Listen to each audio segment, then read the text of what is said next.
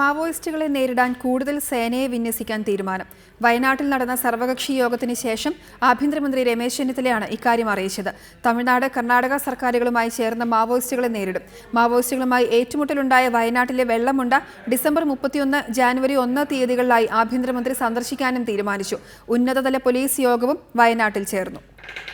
Maoist ഭീഷണിയുടെ പശ്ചാത്തലത്തിലാണ് വയനാട്ടിൽ ആഭ്യന്തരമന്ത്രിയുടെ നേതൃത്വത്തിൽ സർവകക്ഷി യോഗം ചേർന്നത്.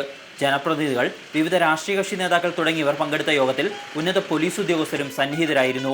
മാവോയിസ്റ്റ് പ്രവർത്തനത്തിനെതിരെ ജനങ്ങളെ ബോധവൽക്കരിക്കാൻ എല്ലാ രാഷ്ട്രീയ പാർട്ടികളും കൂട്ടായ ശ്രമം നടത്താൻ യോഗത്തിൽ തീരുമാനമായി. മാവോയിസ്റ്റ് ഭീഷണിയുള്ള പ്രദേശങ്ങളിൽ കൂടുതൽ സേനയെ വിന്യസിക്കും.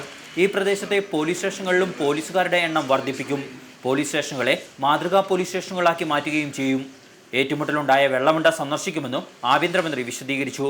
ഡിസംബർ 31, ജനുവരി 1 ഈ 2 ദിവസം ഞാൻ ഈ മേഖലയിൽ സന്ദർശിക്കുന്നതാണ്.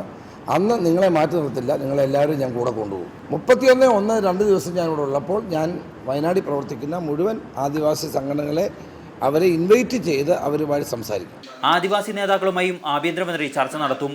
തമിഴ്നാട്, കർണാടക സർക്കാരുകളുമായി ചേർന്ന് മാവോയിസ്റ്റുകളെ നേരിടാനായി യോജിച്ച പ്രവർത്തനം നടത്തുമെന്നും ആഭ്യന്തരമന്ത്രി സർവകക്ഷി യോഗത്തെ അറിയിച്ചു. ആഭ്യന്തര വകുപ്പ് സെക്രട്ടറി നളിനി നെറ്റോയുടെ നേതൃത്വത്തിൽ ഉന്നത പോലീസ് ഉദ്യോഗസ്ഥരുടെയും യോഗം വയനാട്ടിൽ ചേർന്നു. ഉത്തരമേഖല ADGP, intelligence ADGP, Kannur range DIG തുടങ്ങിയവർ യോഗത്തിൽ പങ്കെടുത്തു. റിപ്പോർട്ടർ, വയനാട്.